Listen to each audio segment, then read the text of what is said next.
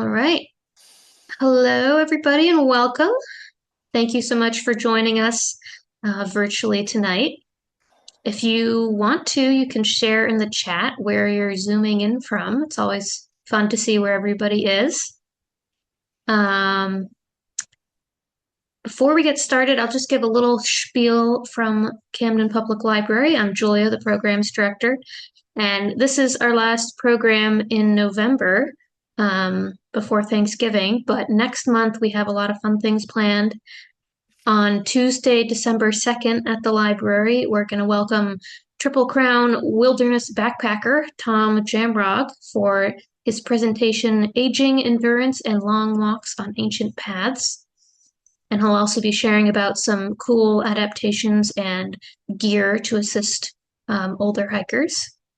And then on Thursday, December 4th at the library, we're welcoming writer and musician Gary Chapin for a poetry reading from his chapbook, The Last Accordion He Will Ever Buy. And that will be interspersed with interludes of him playing the accordion and Steve Grooverman playing the bass clarinet. And those are both at Camden Public Library, but the backpacking program will also be recorded. This program tonight will also be recorded and will be available on our YouTube channel. You can just search Camden Public Library YouTube and you'll find it. So if you know anyone who wasn't able to join tonight, you can share that with them. And now on to tonight, we have another really fun program in the nature series that we do in partnership with Mid-Coast Audubon. So I want to give a big thank you to Will Broussard from Mid-Coast Audubon for lining up these really great speakers. And if you have any comments or questions throughout the presentation, just type them in the chat or Q&A, and we will read them out loud at the end. And now I'll hand it over to Will from Mid-Coast Audubon to get us started and introduce our speaker. Thanks, Julia. Thank you all for joining us this evening. This is our last program of 2025. We're flying through our schedule and we have a number of great programs coming up in the spring. Feel free to go to our events page for those dates and times. That's at midcoast.mainaudubon.org. And tonight's program I'm really excited about because I used to work there.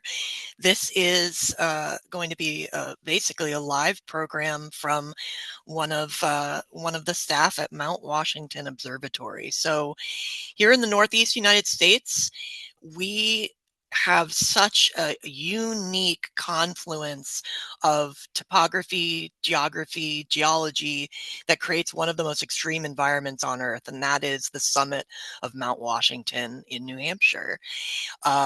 It's just a wild place, and I'm very fortunate to have my friend and former coworker, Brian Fitzgerald, joining us tonight to talk a bit more about what we call the home of the world's worst weather. So without further ado, I'll turn it over to Brian. Thank you.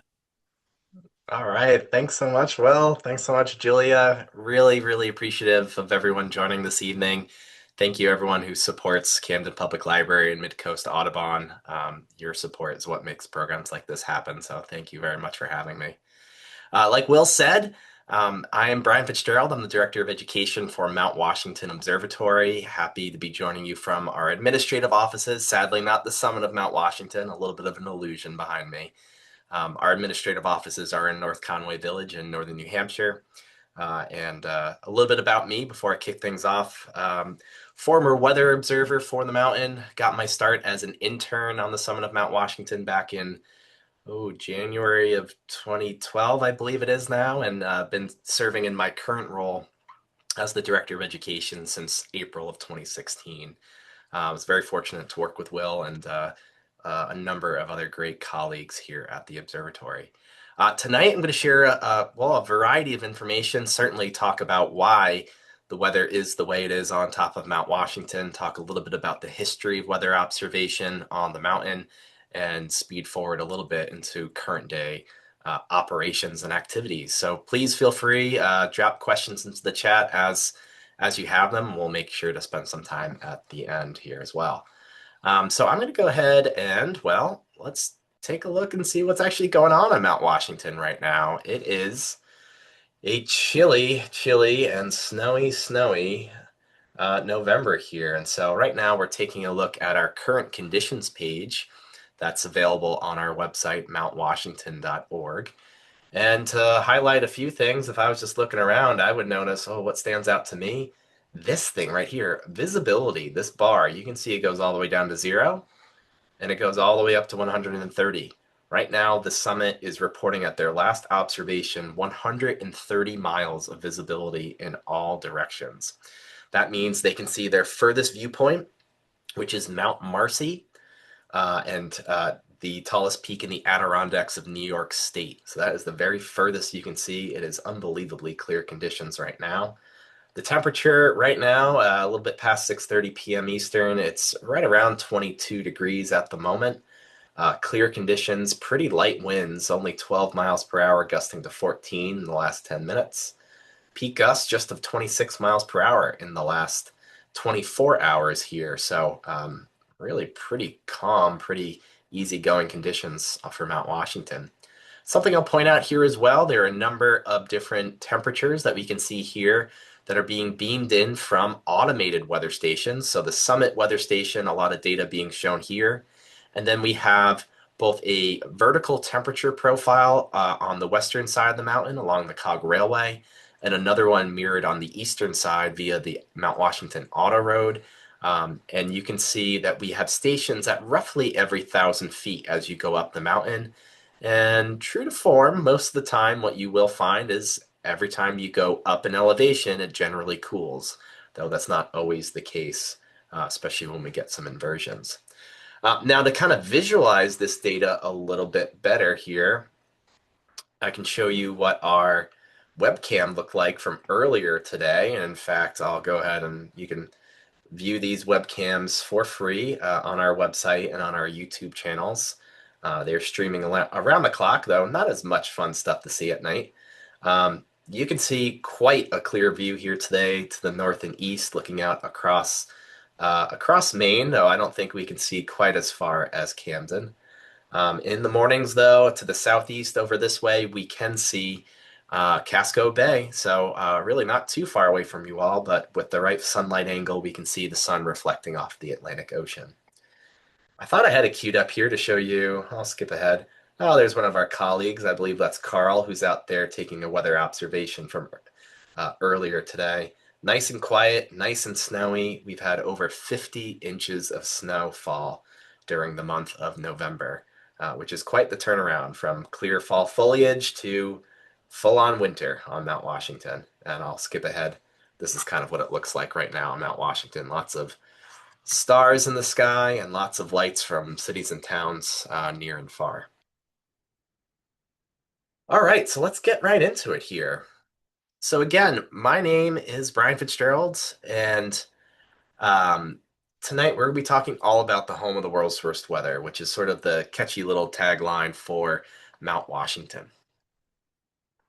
Now, in case you're curious, well, in fact, I'm going to skip ahead here for a second. It's always good to try and get the misconceptions out of the way right from the get-go here. There are a few misconceptions, a couple of really popular ones here that I'll try and dispel. The first one is we are not like a government or state or federal agency. We are not the National Weather Service. We are a private nonprofit organization supported by members, donors, contracts, program fees, program events, all sorts of different revenue sources. But we are a private nonprofit institution and have been since our start back in October of 1932. We do, however, have a contract with the National Weather Service. Kind of a long story, but they pay a very small portion of what it costs to operate our mountaintop weather station in order to collect and obtain the data that we ultimately are collecting around the clock. The other piece here, too, that is pretty confusing for a lot of visitors, maybe some of you out there have visited Mount Washington. Mount Washington is made up of a number of different landowners and stakeholders that all play a different role in managing the environment of Mount Washington. Many folks might think that the observatory is the primary landowner or something like that. It actually couldn't be further from the truth. We do not own any property on Mount Washington. We exist within Mount Washington State Park, which is only a good 60 acres or so at the very tippy top of Mount Washington. It's surrounded by White Mountain National Forest, which is run by the U.S. Forest Service. It also has a privately owned Mount Washington Auto Road, which is the primary way we typically access the top of Mount Washington, and also the privately owned Mount Washington Cog Railway, amongst other partners as well.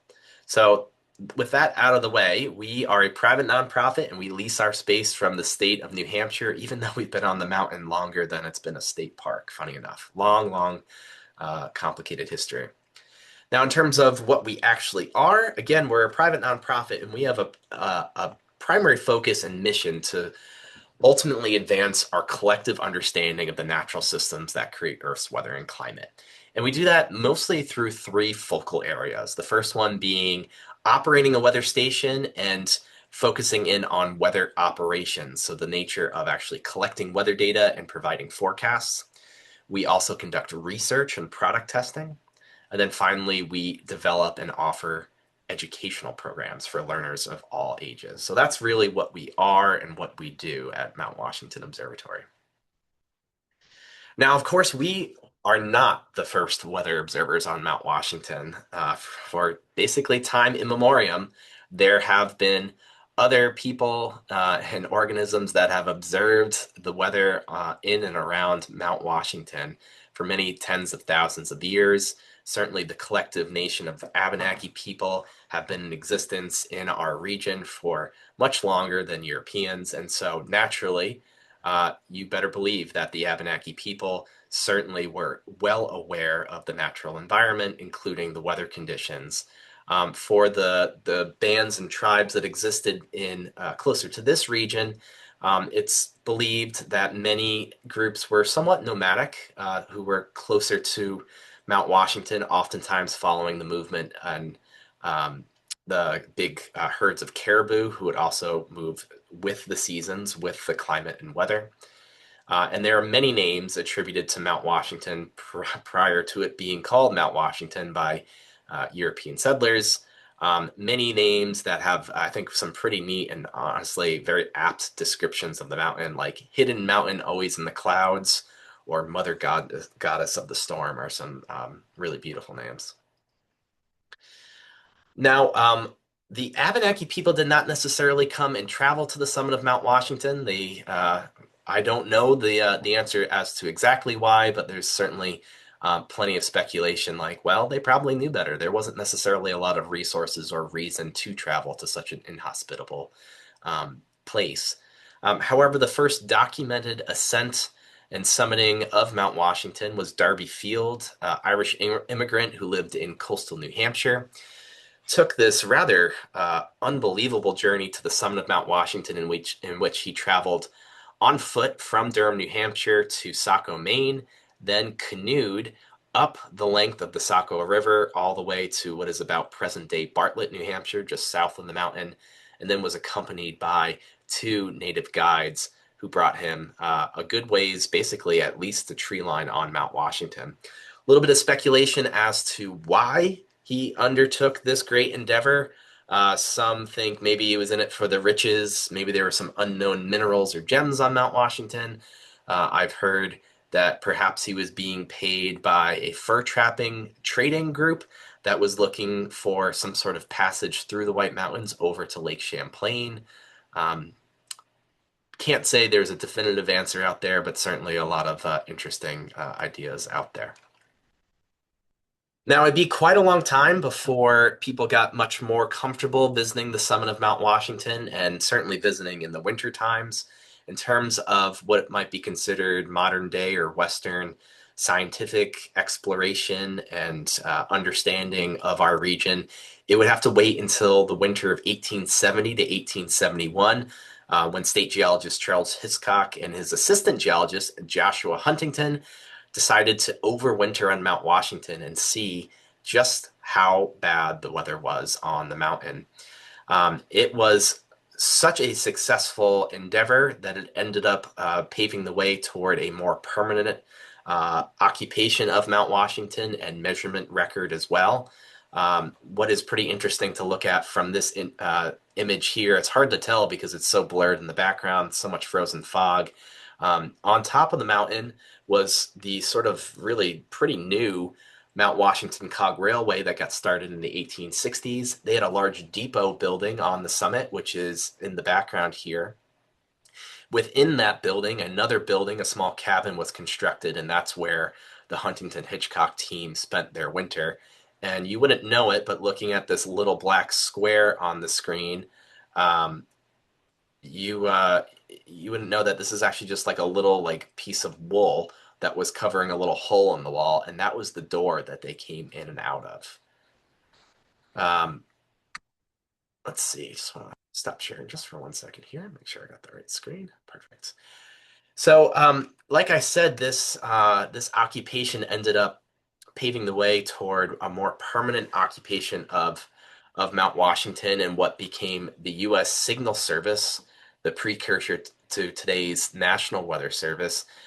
They were so impressed by the data collected by the Huntington Hitchcock expedition that this newly formed group built the very first weather station on the mountain and started year-round weather observation beginning in 1871.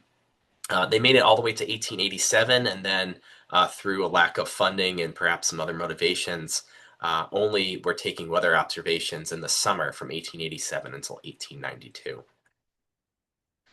And so fast forward a little bit, they had left the summit in the 1890s and regular weather measurement had disappeared from the mountain. However, the growth and visitation on Mount Washington, especially by recreationalists, skiers, skiing becoming popular, certainly in the 1930s later on, there were lots and lots of people coming to the mountain, including folks like Joe Dodge, one of the earliest hut managers for the Appalachian Mountain Club that still continues to this day to have a number of backcountry facilities that welcome many, many visitors. Joe and his right-hand man, Bob Monahan, who worked in the hut system with Joe, certainly saw a number of hikers and other recreationalists and visitors getting into trouble in the weather in the mountains, and were rather motivated to find a better way to communicate the weather on the mountain and communicate potential hazards. And so with these two individuals and the help of many others, including Charles Brooks, the very first secretary of the American Meteorological Society and the president of Blue Hill Observatory in Boston, and a number of other folks, the new Mount Washington Observatory was born. So they started observation in October of 1932, and by the second winter on the mountain, a couple of really incredible things happened, including the thing that we are probably most well known for, which we very fondly call the big wind. On April 12, 1932, weather observers recorded the fastest wind speed ever measured on planet Earth at the surface, a wind gust of 231 miles per hour. You can see the team that's actually holding the custom-built anemometer that recorded that wind speed. Not only did that anemometer withstand the event, it was also brought down to the U.S. Weather Bureau in Washington, D.C., tested to make sure that the instrument could actually record those wind speeds and that it was recording accurately, of which it was. And perhaps my favorite fact of all time about the observatory, there were 4 people inside of this building. This is the summit stage office at the time. You can see someone who's actually climbing to the top of the building there to de-ice it, which is a regular challenge. In fact, people were doing during this crazy event. There were 4 people in the building, but for some reason there were 8 cats inside the building. Yeah, 8 cats. Not really sure why there were so many cats, but there were a lot of them. Pretty spectacular event, and in that same winter, a station record of 47 degrees below zero was recorded as well. Now, moving on to sort of speeding ahead a little bit, the building that the observatory started in, so this one here on the last side, the Summit Stage Office, there's a replica. There's been several replicas now of this building built, including one you can see today. The observatory was housed in this building from 1932 until 1937. This is a building that's owned by the Auto Road and space was gifted to the observatory to get going. Starting in 1937, though, the observatory built its very own weather station that was independent from other groups on the mountain, built with the generosity of the Cog Railway. It was fondly known as the Old House by weather observers, but also to some, the strongest wooden building on Earth. This building was built, again, with support from the Mount Washington Cog Railway, and the lumber they provided were the very same pieces of lumber that they were using that were basically railroad ties that they were using to build the frame of this building. And so from 1937 until 1980, weather observations were taken within that space on the summit. And then lots of changes were happening, especially in the 1960s. That's when Mount Washington State Park was formed after property which the summit at one point was owned by the Cog Railway, and then it was left to Dartmouth College, and then was sold to the state of New Hampshire, and a state park was formed.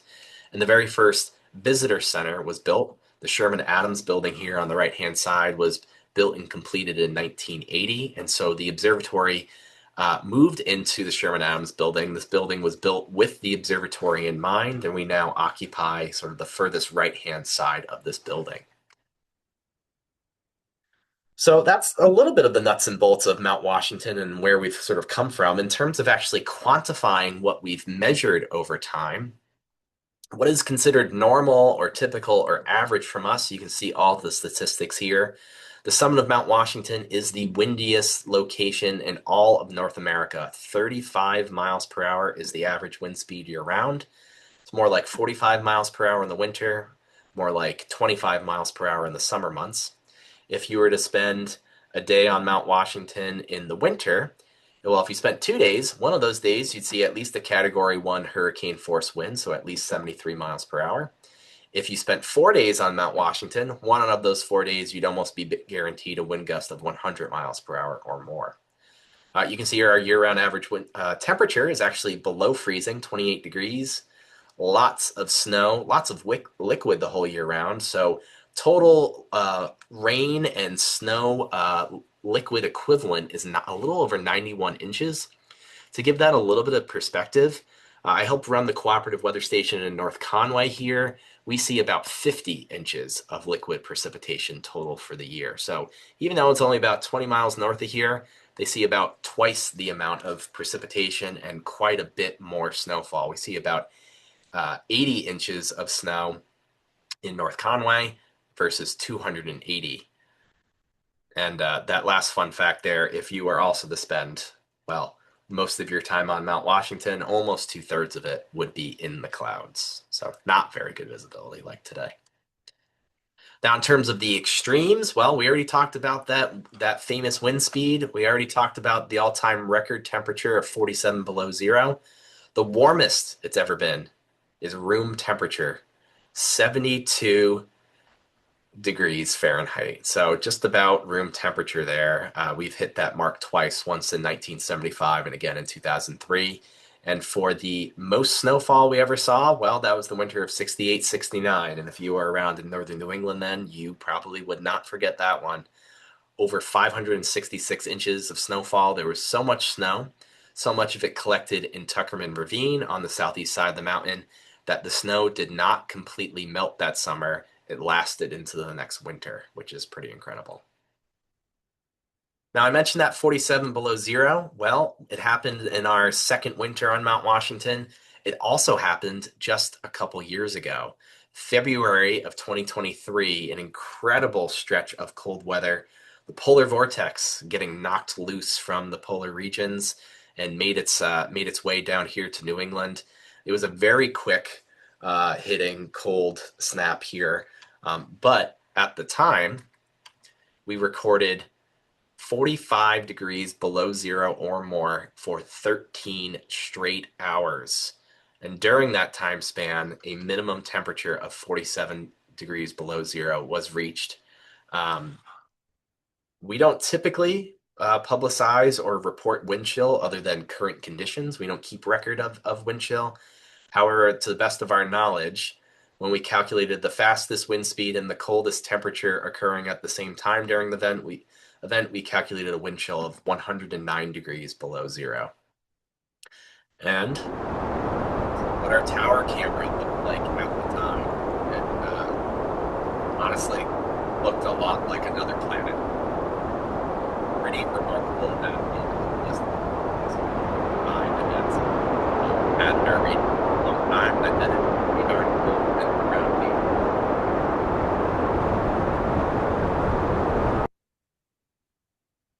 So I had mentioned right at the get-go.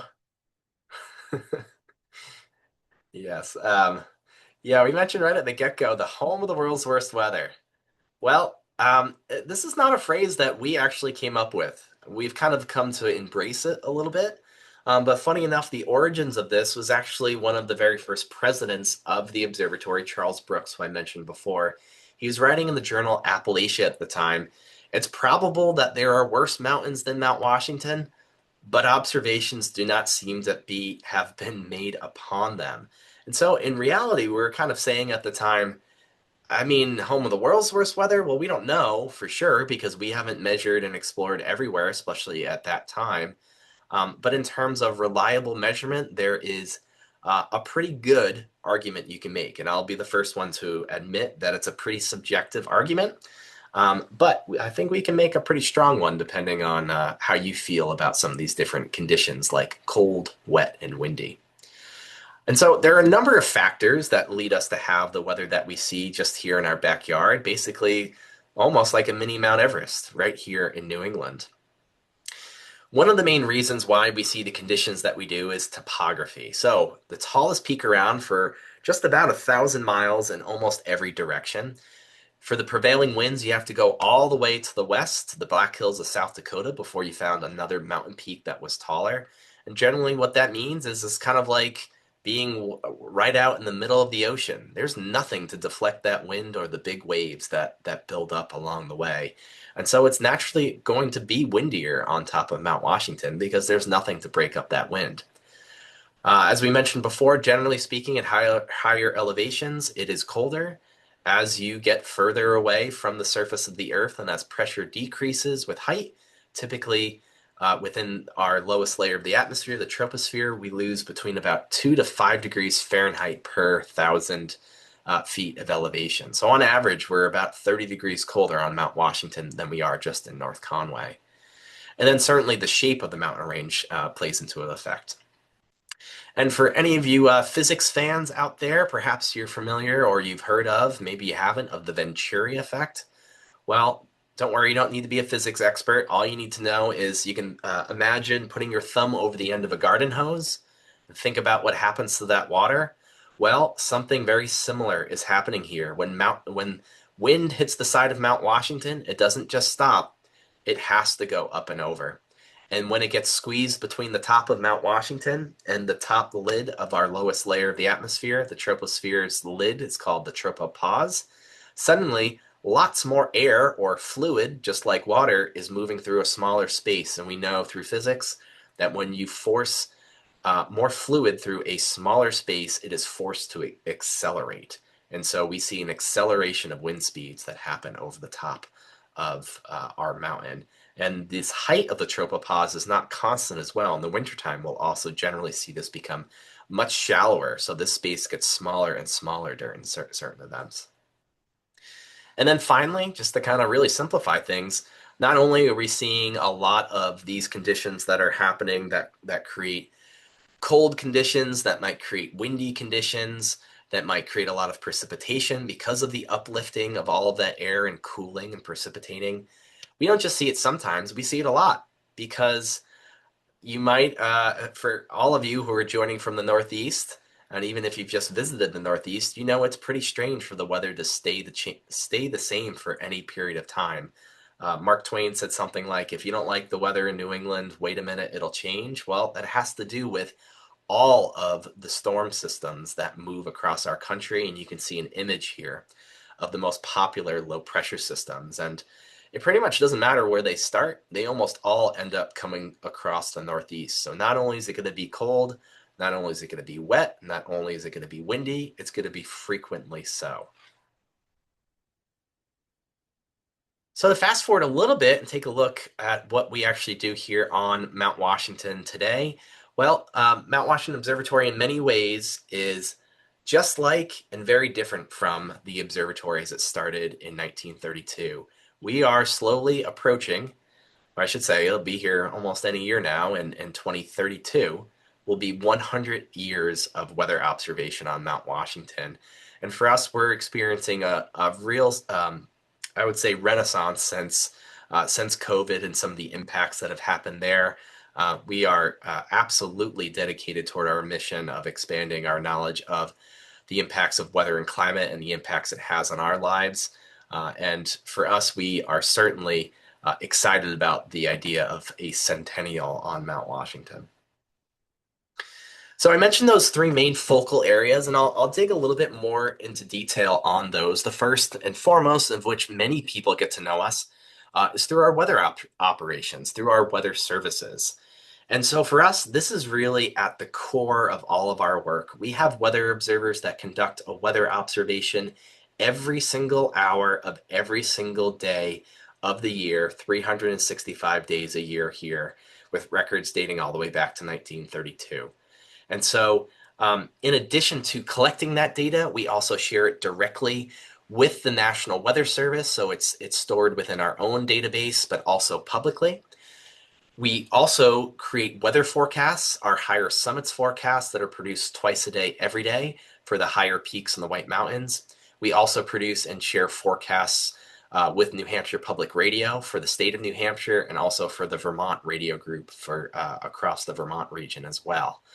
And in addition to collecting weather data on Mount Washington, we also operate a regional mesonet, or essentially a network of remote weather stations, in addition to all this other data collection. So in terms of how we actually collect all of this data and some of the faces behind who actually does that work, this is the core team here, our weather observers. We employ 6 full-time weather observers, comprised of 2 different shifts of 3 observers on each one of them. And they are conducting weather observations every single hour of the day and night.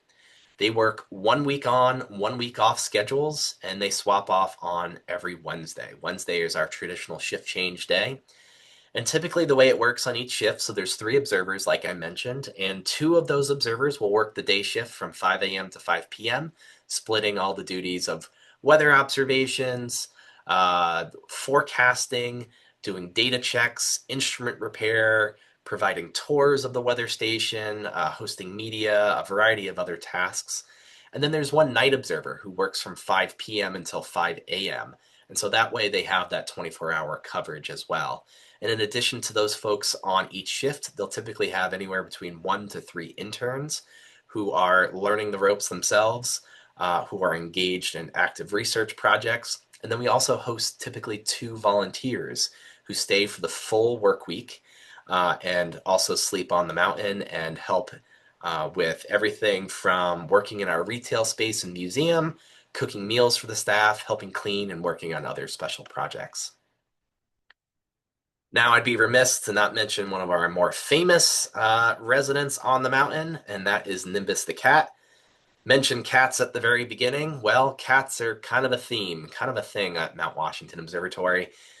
Cats have been a constant presence on top of Mount Washington, initially sort of as mousers, but very much for companionship on the mountain. Nimbus is the only full-time resident on the summit of Mount Washington. Lots of people come and go. There's even the state park staff who are on the mountain. But Nimbus, who's been with us the last few years as a young rescue cat, is steadfast. He is there on the mountain. He only comes down for vet appointments. And then in terms of the actual weather observations process, well, when an observer goes outside and collects weather data and does a weather observation, honestly, it's not so different from what you all do when you check the weather or when you go outside and you do that very quick thing we all take for granted. We look around, we kind of take a sense of what's happening in the sky around us, and we're looking at a variety of different variables. We're thinking about the temperature, how humid or dry it may be. Is it windy? If so, where's that wind coming from? How far can I see? Is any precipitation falling and how much? What is the pressure doing? Barometric pressure. Is it rising? Is it staying high? Is it falling dramatically? Do we need to be worried about a storm coming our way? And then finally, noticing other things, the condition of the sky, like, wow, that's a really pretty rainbow over there. Or look at those beautiful wispy cirrus clouds. Or, oh my goodness, that's a huge cumulonimbus coming our way. We should probably get inside.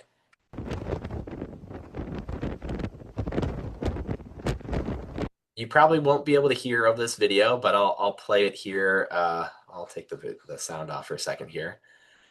For temperature, a little hard to see what this instrument is here, but it's called a sling psychrometer. This weather observer is spinning around two thermometers. They're glass thermometers to get the dry bulb and wet bulb temperatures. They help us figure out what the temperature and ultimately the relative humidity is. This is the same instrument we have been using, the same type of instrument and technology that we've been using since the very beginning. Temperature has been measured using the same protocols, the same instrument technology in the same location for over 90 years on Mount Washington, which is a pretty remarkable thing. So there's a lot of data that's collected using some very old-fashioned, some very simple techniques, and many that rely on some more high-tech or modern instrumentation. In terms of another form of data collection that's a little more simplified, you might wonder, how the heck do you measure snow when it's blowing by at 100 miles per hour? Well, we're still doing it the old-fashioned way. We are swapping out these big cylinders, these precipitation cans, out in the middle of the summit every 6 hours whenever there is precipitation. And so this job tends to be one of the trickiest, sometimes one of the more challenging and potentially dangerous, because it's the furthest our weather observers ever need to go from the building to take a weather observation. And before I explain any more or show you a little video, the other item here, someone's holding up what is called a snowboard. This is basically just a piece of plywood with black felt taped over it. This is meant to catch snowflakes because sometimes we honestly can't tell if it's just blowing snow or snow falling from the sky. And because snowfall can be so localized and actually being generated by the summit of Mount Washington, it can be really hard to tell if it's actively snowing or if it's just blowing snow being spun around. So we'll catch snowflakes, and if we're finding whole snowflakes, we know that they have not hit the ground and been broken up. But if we're finding lots of broken bits, we know it's just blowing snow. All right, I'm going to stop talking for a second here because I want to share a video with you all. So I'm going to go ahead and do that. And it's one of my favorite to play. I honestly have played it many, many, many times, and I'm still not tired of it. This is a video of our colleague Ryan Knapp, who has been on the mountain as a weather observer, primarily as the night observer for the last 20 plus years. And Ryan is going to show you what it looks like to change out the precipitation can at night. So enjoy. Heading out to get the precip can. A lot of people often ask me what the most scariest part of my job is, and this is probably one of them. The main reason being because I have to fight the elements and everybody's asleep at night, so I really don't have anybody waiting for me if I don't make it back. Now, if winds were high, I'd more than likely wake somebody up to be waiting by the door. But on a night like tonight, where winds are blowing about 90 miles per hour and only gusting to 100, albeit it's strong, but it's not too dangerous for myself. I've been out in these plenty of times. Now, right now, we have a northwesterly wind, so we're kind of in the lee of the building, so it's not too bad.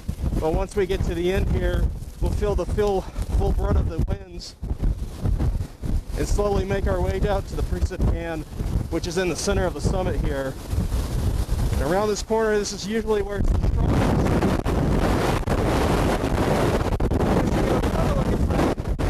On the summit, as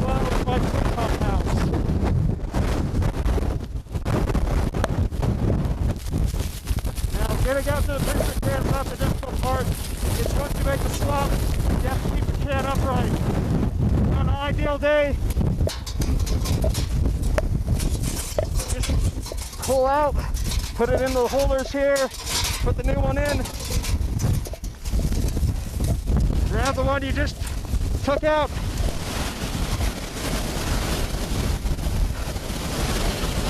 Staying low. And again, try to keep the can as upright as possible. If it comes down to it, it's best just to fall down on your butt and keep the can upright.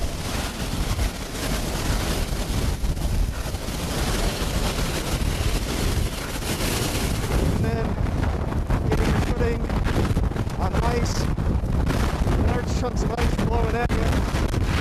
Those can be a little bit difficult.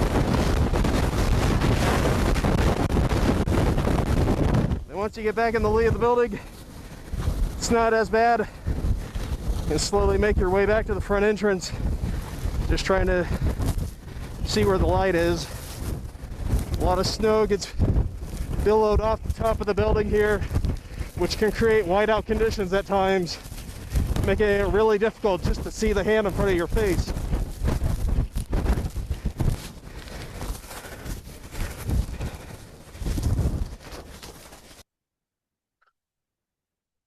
There's our friend Ryan. Ryan, as you can see, maybe a little understated in the degree to how difficult that really is.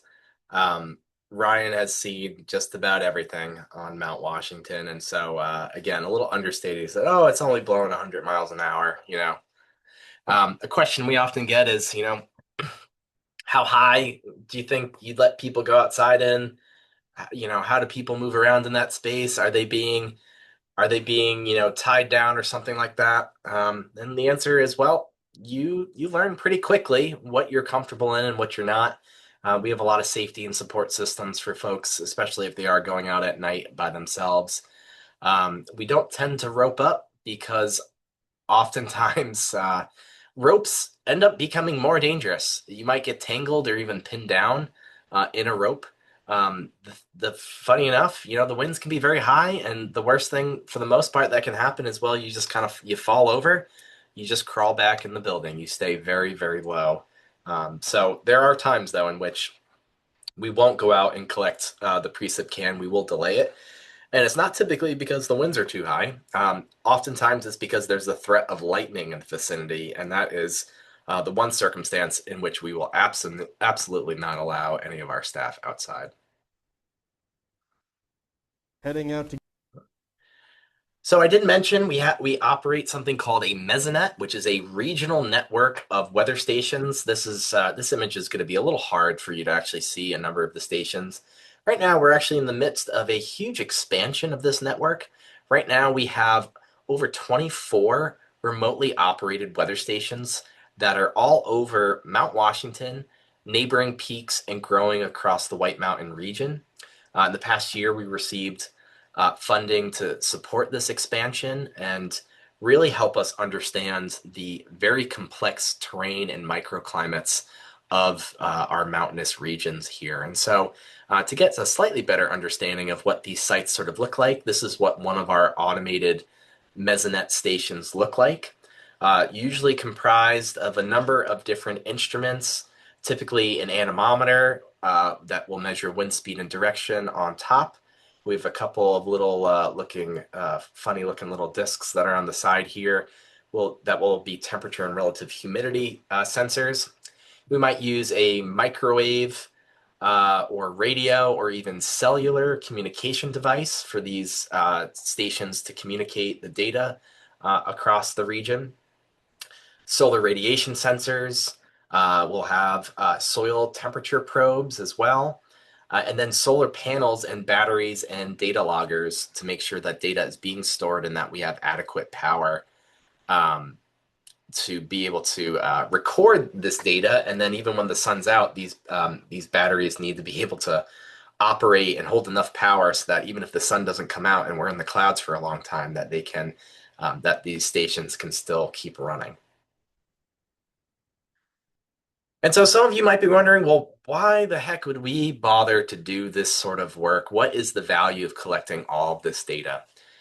I will say there's a lot of value that ends up being very important to spreading that information back to the public, those folks who are going to visit Mount Washington, for other agencies, companies, guide services, all sorts of users who rely on our higher summits forecasts, who rely on the current conditions to help make pertinent and safe choices when visiting the mountain. But the value of that data extends beyond just the summit of Mount Washington.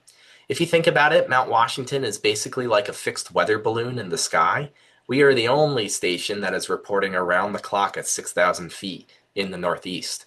There are a couple stations, including the National Weather Service in Gray, Maine, that still launch weather balloons twice a day, and increasingly less so because of some budget cuts in recent years. So that upper level atmospheric data is hugely important to be able to ascertain things like fire weather conditions, ice, freezing rain events, severe weather conditions. And ultimately, the data that is collected on Mount Washington helps in the reporting and confirmation needed to make things like red flag warnings for fire weather, for freezing rain events, and a variety of other scenarios there. So there are a lot of different users that end up relying on the weather data, let alone the climate or other data for other areas of research that go above and beyond just real-time weather knowledge.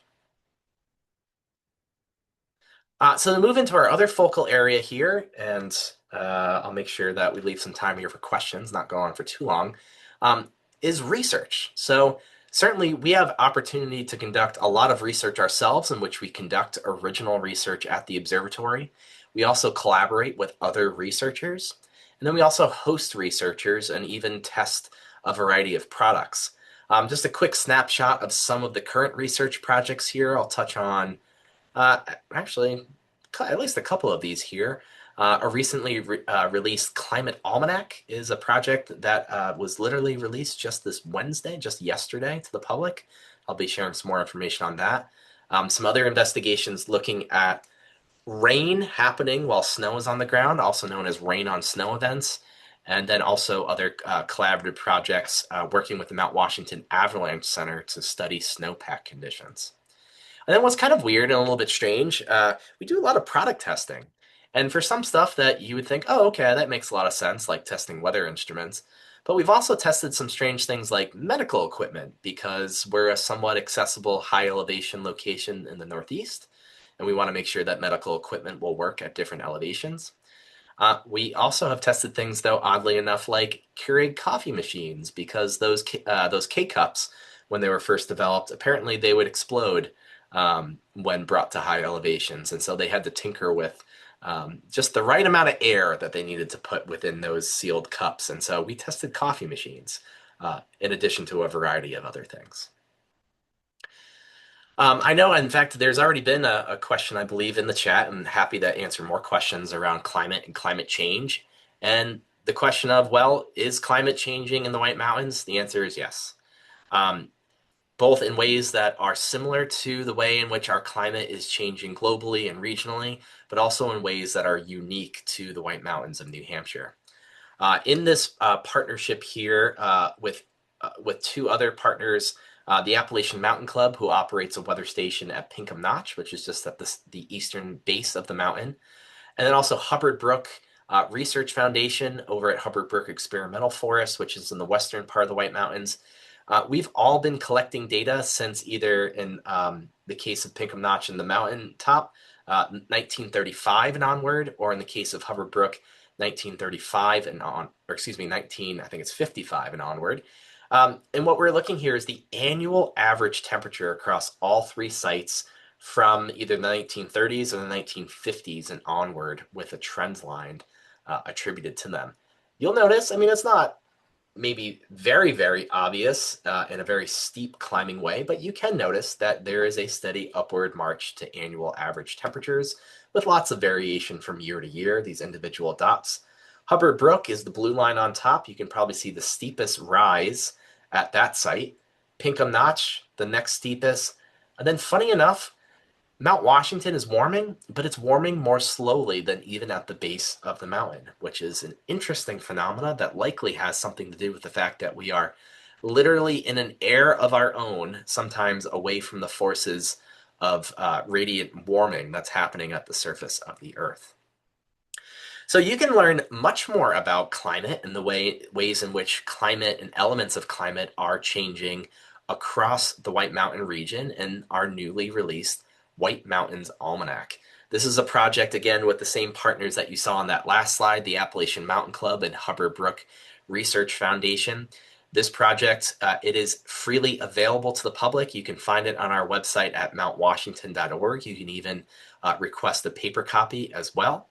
But essentially, we took an approach of what does individual climate elements that occur throughout the year look like, and let's do a deep dive into these elements that may have and may resonate with a large number of recreationalists and other users who come to the White Mountains. And so this book, really amazing way in which sort of storytelling and artwork with an artist by the name of Sarah Kaiser came together to help tell the story of climate in the White Mountains. And this is our very first volume and edition here. We will look to be updating this on a yearly basis. So stay tuned for more of this, and certainly go ahead and grab your own copy. It's a truly beautiful publication. And then one other project I'll mention here, again, that rain on snow stuff. So this is something, especially for folks in Maine, you're likely becoming a little bit more aware of. In winter, some people liken it to the Swiss cheesification of winter, in which we may have lots of wintry conditions, but we then have very sudden and intense warm-up periods that may eat holes into our snowpack, causing that, the Swiss cheese, not literally, but certainly taking away from elements of a long, steady, consistent winter. And there's been investigation here, and there's a little bit of a busyness on this slide, so I'll have to apologize for that. But basically, rain on snow, or ROS here, if you look at this upper figure, this is the number of days in the winter in which we've had rain on snow events, the number of days. You can see lots of variation, but overall, if you're looking at a trend, you can certainly see that there's a pretty rapid increase from 1981 through 2010. And if you even shift that forward just another 10 years, you can see a very similar trend line going on from 1991 through 2020. The number of days in which we're seeing rain events happening on snowpack, even on the summit of Mount Washington, has increased significantly, including the intensity of these events as well. And that's where this little case study, unfortunately, not only coastal flooding changes for Mid-Coast Maine and others in the winter months and elsewhere throughout the year, but also inland flooding events happening when lots of heavy rainfall falls on deep snowpacks. And this is a river gauge from the Saco River near Bartlett, New Hampshire, showing the rapid rise of the river gauge here during an event where lots of snow had built up prior to Christmas in 2023. A couple inches of rain fell on top of that big snowpack, resulting in a major flooding event requiring the evacuation of residents, even in town here in Conway, New Hampshire, along the Saco River.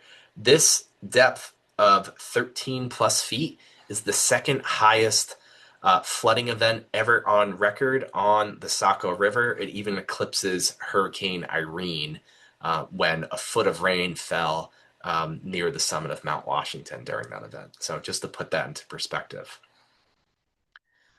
And then one last little fun project, because this one still really just, I'm just so impressed by my colleagues and what they've been able to pull off. Not only do we create custom weather instruments that are made to withstand the conditions on Mount Washington, including anemometers. We're well known for creating custom anemometers to withstand extreme weather conditions. We've now worked with other researchers to export that technology and use it in other high mountain applications for monitoring. This image right here is of a small pitot tube that's spelled P-I-T-O-T. It's a little tube that measures differential pressure. You would find pitot tubes more commonly when you fly on an airplane. That's what an airplane uses to measure and sense airspeed. We're using it to measure wind speed here. And here, this is the summit of Mount Aconcagua, the tallest peak in the Western Hemisphere at over 22,000 feet. We also have two more of these sensors at the two highest remote weather stations that were installed on Mount Everest, including one just below the summit at 29,000 feet. A piece of Mount Washington Observatory technology is on Mount Everest, which is pretty crazy. All right, and last but not least, since I am the Director of Education, I'd be remiss not to talk about our educational programs. We try and provide as much programming as possible for learners of all ages. In the last few years, we've seen an incredible amount of growth in our K-12 student and teacher programs. We have a small team of educators that come to schools throughout the Northeast, including into Maine as well. We provide school day, after school, even virtual programs with our observers live from the summit of Mount Washington.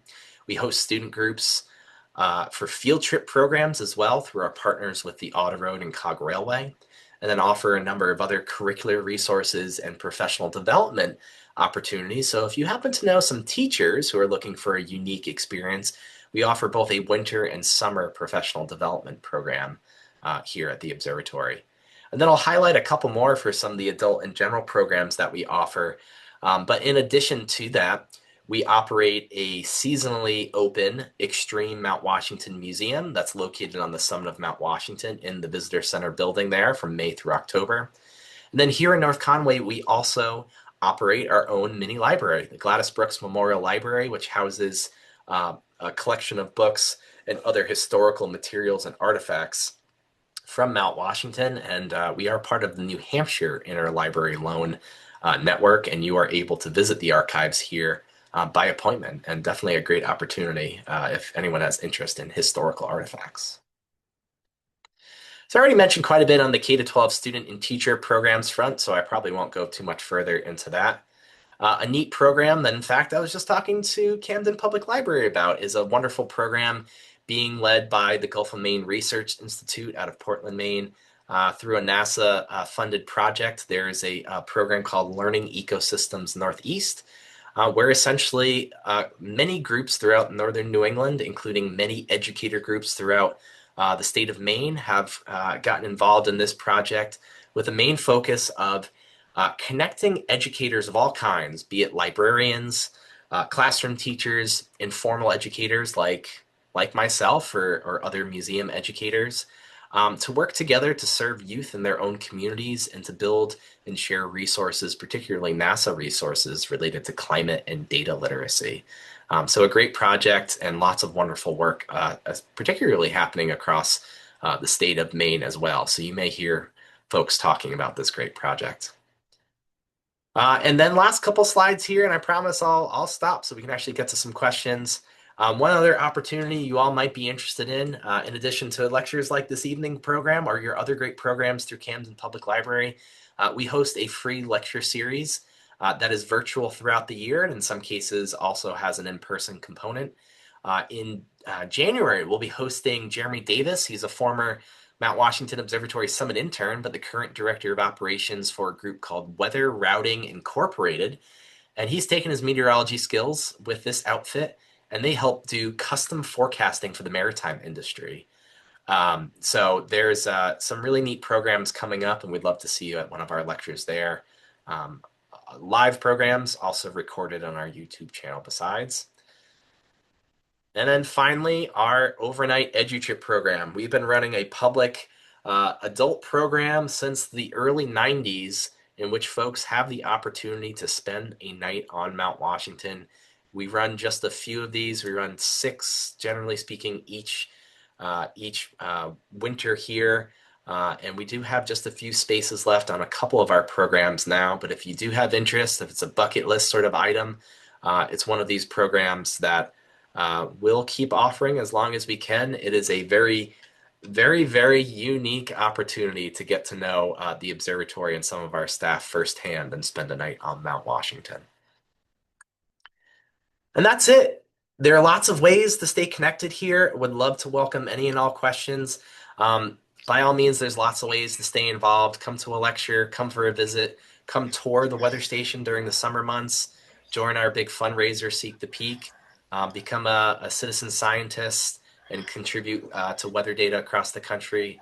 All great ways to get involved, and many more opportunities beyond. So I will stop right there. There's my contact information if you want to reach out, and happy to turn things back over to Julia and Will for any questions. Wow. Thank you so much. That was such a fun journey. I feel like every fact you said, I was just like, that's crazy. And I love that video of changing the precipitation fan. Oh my Yeah, gosh, and rounding the corner of the building. just another day at work for some Just folks. another day in the office. Yeah. Yeah. Yeah, so if you have any questions, type them in the chat or Q&A. I'll start out by reading from the beginning. Let's see. Okay, someone is saying, I have never understood what the pressure reading tells me. What does it mean when the pressure goes up and down? Yeah, awesome question. Sometimes we tell people if like you were totally disconnected from the world, didn't have the internet, whatever, you can only have one weather instrument, what would it be? You'd probably want to own a barometer because you could watch it move higher and lower. And when it moves higher, you can think of the broadcast meteorologist with the big green screen behind them with the big H on the weather map. Well, you can remember this. H stands for happy weather, nice clear weather, because when there's high pressure, that pressure is sinking and it does not allow for air to rise up and cool and make clouds and precipitate. And so the opposite is true then. For low pressure, with very low pressure, air is allowed to rise. And as it rises, it cools and eventually will hit that dew point and make clouds, precipitate. And so when we see the trend of pressure, especially falling very rapidly, that means we're likely on our way to very unsettled, or L for, I don't know, whatever the non-mirrored way is. L for lousy weather, I guess is the way you can think of that. So yeah, very rudimentary and it's like a great way to understand some basic concepts in meteorology. Thanks, Brian. And once again, thank you so much for giving this great program. Always learn something new from you. Um, there's a question. Are there any vestiges of the Ice Age that took, that came and went? I know that there's certainly some interesting geology vestiges, but there's no ice up there from the Ice Age, is there? I've never really gotten a great question on, or a great answer to, is there permafrost on Mount Washington? I think there's some very informal studies in the wells that have been drilled there, and I think it's not quite clear exactly if there's permafrost. Like you were referencing, Will, there's some really neat geologic artifacts, absolutely, that you can see all sorts of evidence, including we're known as the rock pile. Sometimes there's so many boulders. Well, there's a lot of through a variety of glacial times, we've seen the summit of Mount Washington, even at 6,000 feet. We know and have evidence that ice sheets completely covered the summit of Mount Washington, and through a number of freeze-thaw cycles, eventually broke apart a lot of rocks on the summit. But there are other peaks as well nearby. You can see things like glacial striations, which are literally like lines in the rock as glaciers moved away, especially during our last climate, that last big climate shift, a good 10, 12,000 years ago. It all retreated back to the north and west. So there are lots of sloping peaks known as Roche Mountain A, which is like Sheepback Mountain, I think is what it translates to, that are on the south and east side, plucked off in very sharp cliffs from the ways in which the glaciers retreated, and then very smooth, long, sloping slopes that move toward the northwest. And in some cases, you can actually see where the ice and rocks that were moved along with it created long sort of like footprints or marks in the rock. So lots of evidence and yeah, still and more beyond that. Very cool. Okay, here's a fun question. What does 231 mile per hour wind look like? and feel like. Yeah. The look like, I think, is a really hard one to answer because not a whole lot sticking around in that sort of wind speed. Um, Pretty remarkable that the building itself stuck around in that. Um, I certainly couldn't tell you. I've been inside the building on Mount Washington for 129 miles per hour. Um, our friend here in the virtual room has been up in even higher winds. Will, what does it Yeah, sound what like? was that The like? winds are, how fast were they when you're on the mountain? Yeah, so Brian reminded me that I subbed in for him for one of those overnight programs, and a windstorm came up that stranded us there for a few days, and we had winds. I think for 3 days, winds were over 120 miles an hour, and at one point, winds were sustained at 145, and they gusted to 171. This was in 20, gosh, 17 or 18 now, and that was the highest wind in 33 years, which was pretty incredible. Um, when we were up there, we could hear it. It sounds kind of like a low hum when you're in the building. As you get closer to the windows, it sounds kind of like a freight train. And it's pretty incredible feeling. We did some work outside in a 95 to 100 mile an hour winds. Um, but we wouldn't go outside in anything over like 110 or so.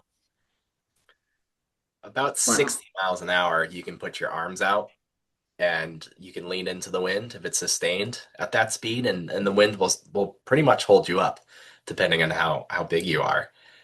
But the weird thing is, and why we're all kind of bad at estimating wind speed, is the relationship with wind is not linear. It's more like an exponential relationship. So the difference in force between a 20 mile an hour wind and a 40 mile an hour wind is actually not twofold.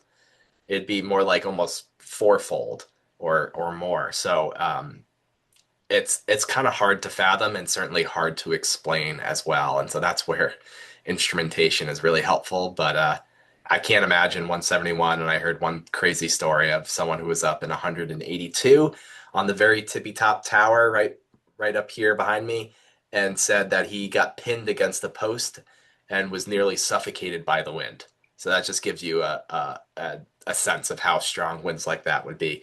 I don't believe anyone was actually outside during that 231. That would have been bad.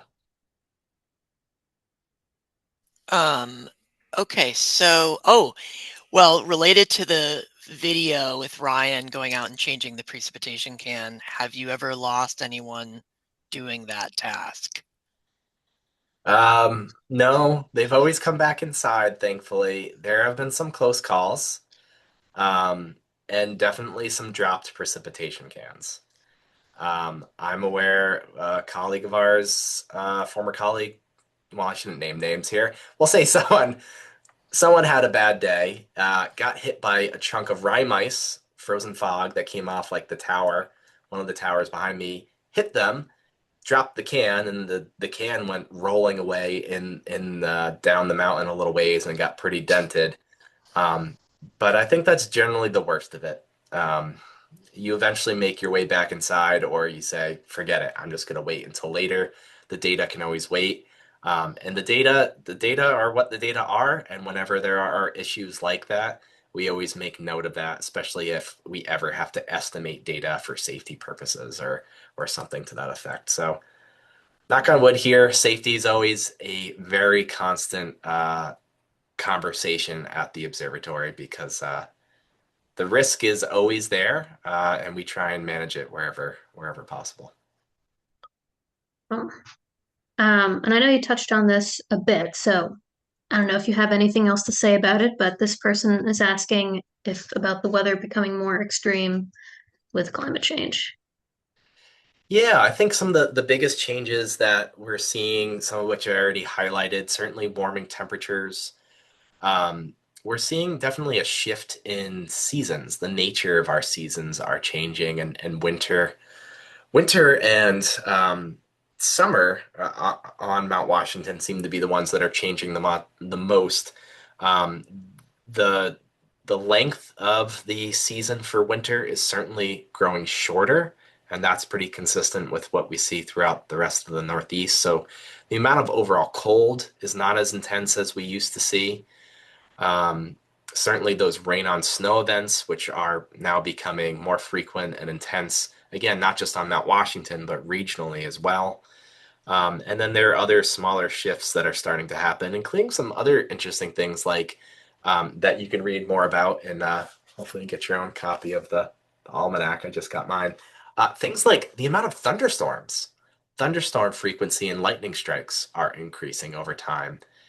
How or why that's connected to the global phenomena of climate change, I actually don't know. But there are other pieces and indicators like that in a variety of ways that are starting to change. So it's still going to be windy. It's still going to be cold. We're still going to get lots of precipitation up there, but there are definitely some specific pieces, at least high on Mount Washington, that are changing and changing a little bit differently than lower elevations. There was a question about Marty Engstrom, and I'll answer the question that was posed because I just looked it up. But the question was, how many years did Marty Engstrom report from the summit of Mount Washington? The answer is 38 years. He was an engineer with WMTW TV on Mount Washington, and they would throw to him to give the weather report on TV. And a lot of people in Maine and New Hampshire know Marty through that. He lived in Freiburg for many years. Both Brian and I got a chance to meet him a number of times. Ryan Knapp definitely, worked with Marty in the sense that they both got to report weather from Mount Washington, and Marty was up there for quite a while alongside the weather observers. And there was a cat named Marty, named for Marty Engstrom. I knew Marty the cat when I was working on Mount Washington. He was really great. And thank you for all your service and commitment. Yeah, thanks for looking that one up, Will, because yeah, Marty, such a fixture. I don't think we'll ever stop hearing about folks who had some sort of connection or fond memory of hearing Marty on the news. And yeah, a lot of great connections there. WMTW, of course, the MTW, Mount Washington. So a great place to broadcast from, since you can certainly see far, far away. That's great. Well, thank you so much, Brian, for sharing this with us. And thank you, everybody, for joining us this evening. And thank you, Will and Mid-Coast Audubon, for making this happen. Absolutely. Yeah, thanks for hosting. Thanks everyone for your attention. Appreciate it. Yeah. If people are interested in like learning more or getting involved in any opportunities, where would you direct them? Yeah, absolutely. Both mountwashington.org, MOUNT Washington.org, or you can reach out to me directly over email, education@mountwashington.org. Two great ways to get in touch. And if you're just looking for pretty pictures of Mount Washington with some other, nice weather and science information sprinkled in and pictures of cats, definitely follow us on social media, whatever platform you like. Our team does a pretty nice job with that. Great. Wonderful, Brian. Thank you so much for taking the time to talk to us about something. When are you next going up to the summit? Oh, that's a great question. I hope soon, because it sounds like they need some shoveling help. Where our precipitation can almost got buried the other day. Wow. And we're on our way to maybe one of the snowiest Novembers on record, over 50 inches of snow. Like I said before, I think the record's, over 60 inches, and the record's 80 something for the month. Soon, but certainly for one of the overnight EduTrip programs, that'll definitely be next. So looking forward to it.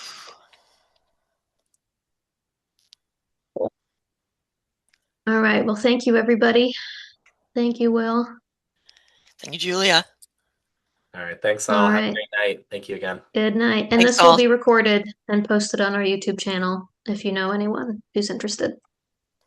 All right. Good night.